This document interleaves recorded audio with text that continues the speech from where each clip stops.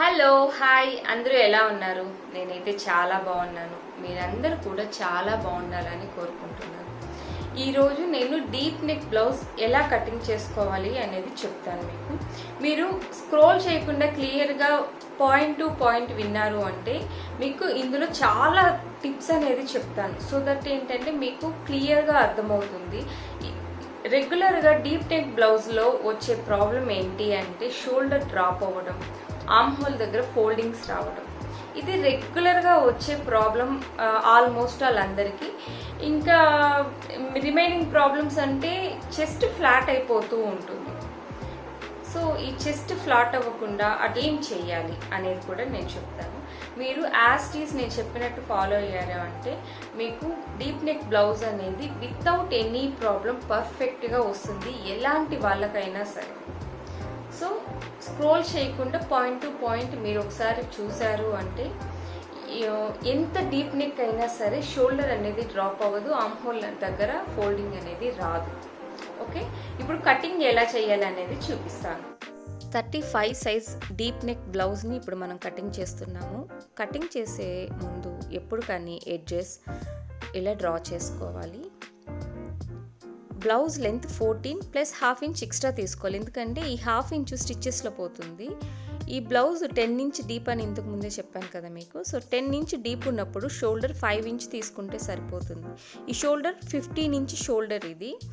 So 15 inch half inch అటు ఇటు ఉన్న వాళ్ళకి కూడా 5 ఇంచ్ సరిపోతుంది. ఈ 5 ఇంచ్లో 2.5 ఇంచ్ షోల్డర్కి, 2.5 ఇంచ్ నెక్ కోసం వదులుకోవాలి. షోల్డర్ దగ్గర నుంచి డీప్ 10 ఇంచ్ ఈ పద్ధతి ప్రకారం తీసుకొని స్ట్రైట్గా ఒక లైన్ తీసుకోవాలి. ఒకవేళ మనకి బ్రాడ్గా కావాలి అంటే కింద భాగంలో ఒక హాఫ్ ఇంచ్ నుంచి 1 ఇంచ్ వరకు మనము ఎక్స్టెండ్ చేసుకోవచ్చు. ఎక్స్టెండ్ చేసుకొని ప్రస్తుతానికి నేను హాఫ్ ఇంచ్ ఎక్స్టెండ్ చేశాను. ఇలా ఒక లైన్ వేసుకొని ఈ లైన్ ప్రకారం మనము రౌండ్గా ఒక లైన్ డ్రా చేసుకోవాలి. ఇంకా బ్రాడ్గా కావాలన్నా చేసుకోవచ్చు. ఆర్మ్ హోల్ 16 ఇంచెస్, 16/2 అంటే 8 ఇంచెస్ వస్తుంది. 16 ఇంచ్ ఆర్మ్ హోల్ ఉంటే 5.5 ఇంచ్ డీప్ తీసుకుంటే డీప్ నెక్కి సరిపోతుంది. ఇలా ఒక డ్రా చేసుకోవాలి. దానికన్నా ముందు షోల్డర్ దగ్గర 5 ఇంచ్ తీసుకున్నాం కదా, సో ఆర్మ్ హోల్ డీప్కి వచ్చే కొద్దిగా ఒక హాఫ్ ఇంచ్ ఎక్స్ట్రా తీసుకోవాలి. అంటే 5.5 ఇంచ్కి మార్కింగ్ చేసుకొని ఒక లైన్ గీసుకోవాలి. సో ఇప్పుడు ఒక హాఫ్ ఇంచ్ అనేది మనము ఒక చిన్న లైన్ వేసుకొని ఈ క్రాస్లో ఆర్మ్ హోల్ లైన్లో మిడ్ పాయింట్ ఐడెంటిఫై చేసి అప్పర్ చెస్ట్ని కూడా మార్కింగ్ చేసేసుకోవాలి. అప్పర్ చెస్ట్ 33 ఇంచెస్ అంటే 33/4 8.25 వస్తుంది, ప్లస్ హాఫ్ ఇంచ్ యాడ్ చేసుకోవాలి. సో ఇలా మార్కింగ్ చేసుకొని మనం మిడ్ పాయింట్ పెట్టుకున్నాం కదా, ఆ మిడ్ పాయింట్ దగ్గరికి ఒక కర్వీ లైన్ వేసుకోవాలి. ఎప్పుడైనా గుర్తుంచుకోండి, ఆర్మ్ హోల్ లైన్ అనేది కరెక్ట్గా రావాలి. ఒకవేళ ఆర్మ్ హోల్ డీప్ లైన్ అనేది తక్కువ చేసుకుంటే ఫోల్డింగ్స్ వస్తుంది ఆర్మ్ హోల్లో. ఒకవేళ ఆర్మ్ హోల్ డీప్ అనేది అవసరానికి మించి వేసేసుకుంటే షోల్డర్ డ్రాప్ అయిపోతుంది. సో దట్ కరెక్ట్గా రావాలి. ఒకవేళ ఇది కరెక్టా రాంగా అనేది ఎలా ఐడెంటిఫై చేయాలి అంటే ఆర్మ్ హోల్ మెజర్మెంట్ అనేది కరెక్ట్గా రాదు, అంటే 8 ఇంచెస్కి అటు ఇటుగా వచ్చింది అంటే ఆర్మ్ హోల్ డీప్ అనేది పెంచాలి. ఒకవేళ ఎక్కువ వస్తే తగ్గించాలి. వేస్ట్ లెవెల్ మార్కింగ్ చేసుకుందాము. వేస్ట్ మెజర్మెంట్ 27 అంటే 27/4 6.75 వస్తుంది, ప్లస్ 1 ఇంచ్ డాట్స్ కోసం ఎక్స్ట్రా తీసుకోవాలి మార్కింగ్. సో మిడిల్ పాయింట్ నుంచి 3.5 ఇంచ్ మార్క్ చేసుకొని లెంత్ అంటే డాట్ లెంత్ 4 ఇంచెస్ వరకు తీసుకోవాల్సి వస్తుంది. 4 ఇంచ్ లెంత్ తీసుకొని డాట్ ఎక్స్ట్రా 1 ఇంచ్ వదులుకున్నాం కదా, సో ఆ 1 ఇంచ్ డాట్ అనేది తీసుకోవాలి.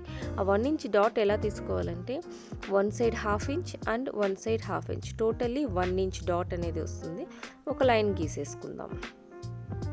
ఒక లైన్ గీసేసుకొని ఖర్చుల కోసం 2 ఇంచెస్ ఎక్స్ట్రా తీసుకోవాలి. 2 ఇంచెస్ అవసరం లేని వాళ్ళు 1.5 ఇంచ్ తీసుకున్నా సరిపోతుంది. చూడండి, ఈ మిడిల్ పాయింట్లో నేను ఒక 1/2 ఇంచు ఎక్స్ట్రాగా యాడ్ చేస్తున్నాను. ఎందుకు అంటే చాలామందికి ప్రాబ్లం ఏమవుతుంది అంటే వెనకాల మిడిల్ పార్ట్లో కొద్దిగా లూజ్ వచ్చి ఇలా పైకి లెగుస్తూ ఉంటుంది.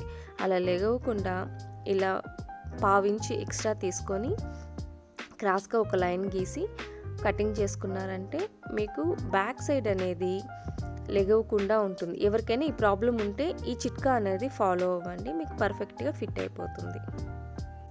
సో ఇందులో ఇంకొన్ని టిప్స్ అనేది చెప్తాను, వినండి. మామూలుగా ఆర్మ్ హోల్ చాలామందికి బ్యాక్ సైడ్ ఫోల్డింగ్స్ వస్తూ ఉంటుంది. ఆ ఫోల్డింగ్స్ ఎందుకు వస్తుంది అంటే మనము ఆర్మ్ హోల్ డీప్ తీసుకోవాల్సిన దానికన్నా కొద్దిగా తగ్గించి తీసుకుంటే బ్యాక్ సైడ్ అనేది ఫోల్డింగ్స్ వస్తుంది. అది ఎలా ఐడెంటిఫై చేయాలి అంటే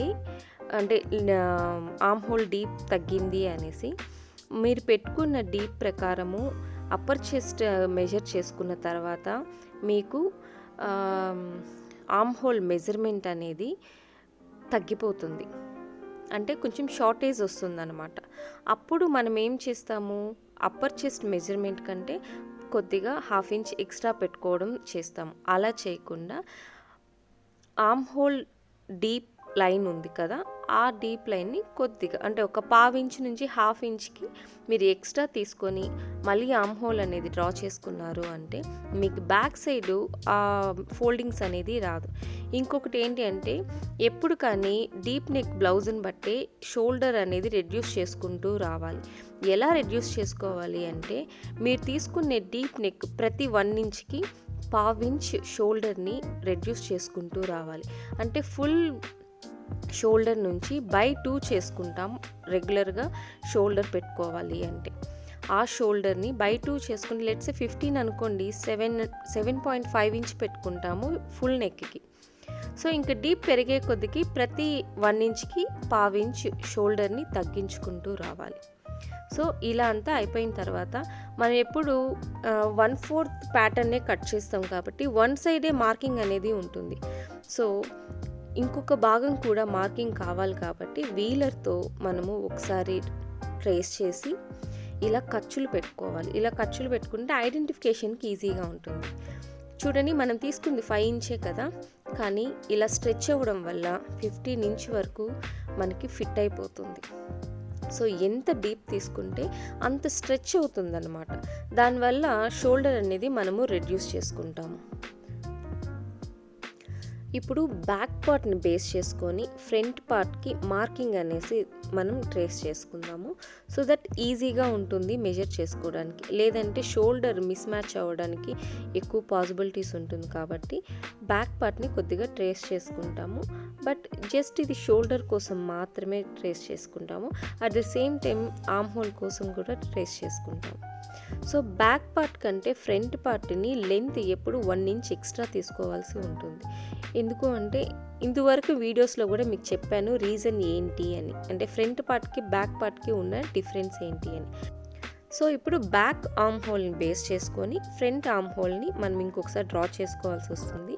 బ్యాక్ ఆర్మ్ హోల్కి ఫ్రంట్ ఆర్మ్ హోల్కి డిఫరెన్స్ ఏంటి అంటే బ్యాక్ సైడ్ కంటే ఫ్రంట్ సైడ్ ఆర్మ్ హోల్ కొద్దిగా లోపలికి రావాలి. అందువల్ల ఆర్మ్ హోల్ డీప్ లైన్ అనేది ఒకసారి డ్రా చేసి బ్యాక్ ఆర్మ్ హోల్కి ఫ్రంట్ ఆర్మ్ హోల్కి ఒక 1/2 ఇంచ్ లోపలికి తీసుకోవాల్సి ఉంటుంది. ఏదైతే ఆర్మ్ హోల్ డీప్ లైన్ ఉంటుంది కదా, దానికి మిడ్ పాయింట్ ఐడెంటిఫై చేసి ఆ మిడ్ పాయింట్ నుంచి ఒక 1/2 ఇంచ్ అనేది లోపలికి తీసుకొని ఇలా లోపలికి కర్వీ లైన్ ఒకటి తీసుకోవాల్సి వస్తుంది. లెంత్ అనేది 1 ఇంచ్ ఎక్స్ట్రా తీసుకోవాలి ఫ్రంట్ పార్ట్కి. ఎందుకు అనేది ప్రీవియస్ వీడియోస్లో చెప్పాను. నేను డిస్క్రిప్షన్ బాక్స్లో లింక్ కూడా పెడతాను, ఇంకొకసారి కావాలంటే మీరు చూడండి. సో ఇప్పుడు మనము చెస్ట్ పాయింట్ అనేది ఐడెంటిఫై చేయాలి. షోల్డర్ నుంచి 10 ఇంచెస్ అండ్ మిడ్ పాయింట్ అంటే మిడిల్ నుంచి 3.5 ఇంచ్ తీసుకోవాల్సి వస్తుంది 35 సైజ్ బ్లౌజ్ కోసం. ఇలా ఐడెంటిఫై చేసుకున్న తర్వాత ఆర్మ్ హోల్ సెంటర్ పాయింట్ దగ్గర నుంచి చెస్ట్కి, చెస్ట్ నుంచి వేస్ట్ లైన్ పార్ట్ వరకు ఒక లైన్ గీసి వేసుకోవాలి. సో దట్ దీన్ని బట్టి మనం కర్వీ లైన్ వేస్తాం. ఇది చెస్ట్ పార్ట్ అన్నమాట. సో మిడిల్లో 3.5 తీసుకున్నాం కదా, వేస్ట్ భాగానికి వచ్చే కొద్దికి 3 ఇంచెస్ తీసుకుంటే సరిపోతుంది. సో ఆర్మ్ హోల్ దగ్గర నుంచి చెస్ట్ పాయింట్ వరకు ఒక లైన్ గీసాం కదా, ఆ లైన్కి మిడ్ పాయింట్ ఐడెంటిఫై చేసి ఆ మిడ్ పాయింట్ దగ్గర నుంచి లోపలికి 1/2 ఇంచు ఒక కర్వీ లైన్ ఇలా డ్రా చేసుకోవాల్సి వస్తుంది. ఇలా డ్రా చేసుకున్న తర్వాత మనం ఆర్మ్ హోల్కి రెగ్యులర్గా ఒక డాట్ అనేది పడతాం క్రాస్ కటింగ్ బ్లౌజ్లో. సేమ్ ఆ డాట్ కోసం అనేసి మనము ఇంకొద్దిగా 1/2 ఇంచ్ ఇలా లోపలికి ఒక లైన్ డ్రా చేసుకోవాల్సి ఉంటుంది. ఎందుకంటే అప్పర్ చెస్ట్కి మిడ్ చెస్ట్కి మెజర్మెంట్ ఎప్పుడు డిఫరెన్స్ ఉంటుంది. అంటే ఒక 1 ఇంచ్ నుంచి 2 ఇంచ్ వరకు డిఫరెన్స్ అనేది ఉంటుంది కాబట్టి పైన కొద్దిగా డాట్ తీసుకోవాల్సి ఉంటుంది. ఎంత డిఫరెన్స్ ఉందో ఇంచుమించు అంత డాట్ తీసుకోవాలి. చెస్ట్ పాయింట్ని మార్కింగ్ చేసుకోవాలి. చెస్ట్ పాయింట్ ఎప్పుడు ఫ్రంట్ పార్ట్కి ఒక 1/2 ఇంచ్ ఎక్స్ట్రా తీసుకోవాలి 35 సైజ్ బ్లౌజ్ వాళ్ళకి. ఎందుకు అంటే ఫ్రంట్ పార్ట్కి బ్యాక్ పార్ట్కి డిఫరెన్స్ ఉంటుంది కాబట్టి. సో ఇలా ఐడెంటిఫై చేసుకొని ఒక లైన్ డ్రా చేసేసుకోవాలి. ఈ లైన్ డ్రా చేసుకున్న తర్వాత ఇప్పుడు చెస్ట్ మెజర్మెంట్ ఏంటి అంటే 35/4 అంటే 8.75 ప్లస్ 1/2 ఇంచ్ అంటే 9.5 ఇంచ్ మనం చెస్ట్ పాయింట్ చేసుకున్నాం కదా. ఇప్పుడు వేస్ట్ మెజర్మెంట్ ఏంటి 27/4 అంటే 6.75 కింద 6.75 మెజర్ చేసుకొని ఎంత అయితే ఎక్స్ట్రా అయితే మనకు స్పేస్ ఉంటుందో ఆ స్పేస్ని డాట్ తీసుకోవాల్సి ఉంటుంది. అప్పుడు మీకు షేప్ అనేది పర్ఫెక్ట్గా వస్తుంది ప్రిన్సెస్ కట్ బ్లౌజ్లో. సో ఇప్పుడు వేస్ట్ దగ్గర డాట్ ఎలా తీసుకోవాలో చెప్తాను చూడండి. వేస్ట్ మనకి 6.75 రావాలి. ఇలా డాట్ చేసుకున్న ఏదైతే ఈ ఎక్స్ట్రా స్పేస్ ఉందో దాన్నే డాట్గా తీసుకోవాల్సి ఉంటుంది. అంటే మిడిల్కి మనము షిఫ్ట్ చేసుకోవాలి ఆ స్పేస్ని. చూడండి 2.75 డాట్ ఉంది. అదే 2.75ని మనం డాట్ రూపంలో మిడిల్లో తీసుకున్నాం. ఇప్పుడు ఒకసారి చెక్ చేసుకుందాం. ఇక్కడ 3 ఇంచెస్ అండ్ ఇక్కడ 3.75 అంటే ఓవరాల్గా 6.75 ఇంచ్ మనకి వేస్ట్ మెజర్మెంట్ అనేది రావాలి. సో ఇలా మెజర్ చేసుకున్న తర్వాత చెస్ట్ పాయింట్ దగ్గర నుంచి వేస్ట్కి ఎంత మెజర్మెంట్ అనేది చూసుకుందాం. చెస్ట్ పాయింట్ నుంచి చెస్ట్ ఎండ్ అయ్యేది 3.5 ఇంచ్ ప్లస్ 2 ఇంచెస్ వేస్ట్ కోసం అని ఇంకొకసారి మెజర్మెంట్ చేసుకోవాలి. సో వేస్ట్ కోసం 2 ఇంచెస్, రిమైనింగ్ మనం ఖర్చులకి ఒక 1/2 ఇంచ్ వదులుకొని మిగిలిందంతా కటింగ్లో తీసేస్తాం. సో వేస్ట్ ఎండ్ అంటే చెస్ట్ ఎండ్ అయిపోయిన దగ్గర నుంచి కింద 2 ఇంచ్ అనేది మనకి స్ట్రైట్గా రావాలి. ఎందుకంటే చెస్ట్ ఎండ్ అయిపోయిన తర్వాత వేస్ట్ అనేది ఇంకా స్ట్రైట్గా వచ్చేస్తుంది. ఇంకా అక్కడ ఎలాంటి షేప్స్ అనేవి ఉండదు. ఈ ప్రకారం మీరు ప్రిన్సెస్ కట్ కటింగ్ చేశారు అంటే మీకు స్కిన్ టైట్ బ్లౌజ్ అనేది వచ్చేస్తుంది వితౌట్ ఎనీ ఫోల్డింగ్స్. ఇప్పుడు ఆర్మ్ హోల్ దగ్గర అంటే అప్పర్ చెస్ట్ దగ్గర ఎలా కటింగ్ చేసుకోవాలి, ఆర్మ్ హోల్ డాట్ ఎలా తీసుకోవాలో చెప్తాను. సేమ్ యాజ్ ఇట్ ఈజ్ మీరు వేస్ట్ దగ్గర ఎలా అయితే డాట్ తీసుకున్నారో అదే ప్రాసెస్ ఇక్కడ కూడా ఫాలో అవ్వాల్సి ఉంది. ఏదైతే ఈ ఎక్స్ట్రా స్పేస్ ఉందో ఆ ఎక్స్ట్రా స్పేస్ని ఈ డాట్ రూపంలో పట్టేసుకోవాలి. అంటే 1 ఇంచ్ వరకు మనకి ఎక్స్ట్రా స్పేస్ అనేది ఉంది ఇక్కడ అప్పర్ చెస్ట్ దగ్గర. అంటే ఆ 1 ఇంచ్ని ఇలా 1.5 ఇంచ్ ఉంది. ఆ 1.5 ఇంచ్ని ఇలా మెజర్ చేసుకొని చెస్ట్ పాయింట్ దగ్గర నుంచి స్లైట్గా ఇలా కర్వ్ చేసుకున్నారు అంటే లైన్ని మీకు అప్పర్ చెస్ట్ దగ్గర డాట్ అనేది కూడా పర్ఫెక్ట్గా వచ్చేస్తుంది. సో 1.5 ఇంచ్ ఇలా తీసుకోవాలి. ఇలా లైట్గా ఇలా బెండ్ చేసుకోండి మీ కర్వ్ని. ఇప్పుడు నెక్ డీప్ అనేది తీసుకుందాము. నెక్ డీప్ 7 ఇంచెస్ అంటే షోల్డర్ దగ్గర నుంచి కింద భాగం వరకు 7 ఇంచ్ మెజర్ చేసుకొని స్క్వేర్గా ఒక లైన్ గీసుకొని ఆ స్క్వేర్ లైన్ ప్రకారము లైట్గా ఈ ఎడ్జ్లో అంటే క్రాస్లో లైట్గా ఇలా బెండ్ చేసామంటే పర్ఫెక్ట్గా నెక్ లైన్ అది వచ్చేస్తుంది. ఒకవేళ బ్రాడ్ కావాలంటే బ్యాక్ సైడ్ ఎలాగైతే ఎక్స్టెండ్ చేసామో కింద భాగాన అలాగే ఎక్స్టెండ్ చేసుకొని మీరు డ్రా చేసేసుకోవచ్చు. ఖర్చుల కోసం 2 ఇంచెస్ తీసుకొని సో మిడిల్ పార్ట్ కట్ చేసేసి సైడ్ పార్ట్ డాట్ ఏదైతే ఎక్స్ట్రాగా మనం మిడిల్లో వదిలామో దాన్ని ఇలా కట్ చేసుకోవాలి. షేప్ మీరు ఎంత బాగా కట్ చేస్తారో మీకు ఫినిష్ అయిన తర్వాత అంత బాగా షేప్ వస్తుంది. కొంచెం అటు ఇటుగా కట్ చేస్తే మీకు స్టిచ్చింగ్ అయిన తర్వాత కూడా ఆ షేప్ అనేది కొంచెం అనీవెన్గా వస్తుంది కాబట్టి నీట్గా రౌండ్గా కట్ చేయండి. ఇప్పుడు హ్యాండ్స్ ఎలా కట్ చేయాలో చూపిస్తాను. Hand length 4 inches plus 1/2 inch extra తీసుకోవాలి. ఎందుకు అంటే స్టిచ్చెస్లో 1/2 ఇంచ్ పోతుంది. పైన 1/2 ఇంచు, కింద సైడ్ 1/2 ఇంచ్, ఓవరాల్గా 4.5 ఇంచ్ తీసుకోవాలి. 4 ఇంచెస్ హ్యాండ్ లెంత్ ఉంటే హ్యాండ్ లూజ్ 13 ఇంచెస్ అంటే 6.5 ఇంచ్ తీసుకుంటే సరిపోతుంది. ఎక్స్ట్రా 2 ఇంచ్ ఖర్చుల కోసం తీసుకోవాల్సి ఉంటుంది. 3 ఇంచెస్ ఒకసారి మెజర్ చేసుకోవాలి. ఎందుకు అంటే హ్యాండ్ పై భాగానికి హ్యాండ్ లోపల సైడ్కి 3 ఇంచెస్ డిఫరెన్స్ ఉంటుంది. 3 ఇంచ్ మెజర్ చేసుకొని ఇలా ఒక లైన్ గీసుకోవాలి. హ్యాండ్ పై భాగం నుంచి ఇలా మెజర్మెంట్ టేప్ పెట్టుకొని మనకి 8 ఇంచెస్ కావాలి కాబట్టి 8 ఇంచెస్కి మెజర్ చేసుకొని మిడిల్ పాయింట్ ఐడెంటిఫై చేసి మిడిల్ పాయింట్ నుంచి పైకి ఒక 1/2 ఇంచ్ మెజర్ చేసుకొని మిడిల్ పాయింట్ నుంచి ఎడ్జ్కి ఇంకొక మిడిల్ పాయింట్ ఐడెంటిఫై చేసి ఇంకొక 1/2 ఇంచ్ మనం మెజర్ చేసుకోవాలి. ఈ పాయింట్స్ ప్రకారం మనము ఒక లైన్ కర్వీగా కట్ చేసుకోవాల్సి ఉంటుంది ఇలాగా. ఇప్పుడు ఫ్రంట్ హ్యాండ్ ఆర్మ్ హోల్ ఎలా కట్ చేసుకోవాలో చూద్దాము.